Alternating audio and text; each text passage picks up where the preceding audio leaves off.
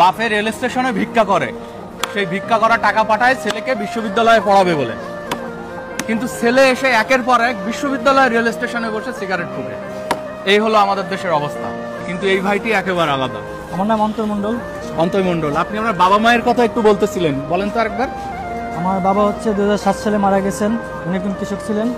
এবং হচ্ছে আমার মা 2021 সালে ক্যান্সারে মারা গেছেন। হচ্ছে টাকার অভাবে হচ্ছে আমার মায়ের ভালোভাবে চিকিৎসা করতে পারি নাই।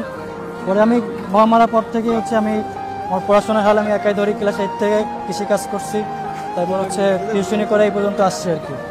আমার অ্যাডমিশন জীবন হচ্ছে আরও বেশি সংগ্রামের ছিল। আমি আমার অ্যাডমিশন জীবনে ভার্সিটি ভর্তি যুদ্ধের সময় ফুটবলের কাজ করছি এবং ফুটবলের কাজ করার পাশাপাশি টিউশনি করছি। সেই টিউশনির টাকা জমায় হচ্ছে আমি অ্যাডমিশনের ফর্ম কিনছি, যোগাযোগ করছি। এখন এই মুহূর্তে আপনি চট্টগ্রাম বিশ্ববিদ্যালয়ে পড়াশোনা করতেছেন, তো আপনি এটা এখন কি বিক্রি করতেছেন? এটা আমি হচ্ছে লেবুর পিনিক বিক্রি করতেছি আর কি। এটা হলো লেবুর পিনিক। আপনারা বাপকে ফোন করে টাকা নিয়ে এসে সেই টাকা দিয়ে বিড়ি সিগারেট পানিপুনি খায় পিনিক করেন, তারপর শুকনা খায় পিনিক করেন। 4 মাস পর্যন্ত পিনিক থাকবে, আর এই পিনিক বিক্রি করে ওর পেটের পিনিকটা চলতেছে।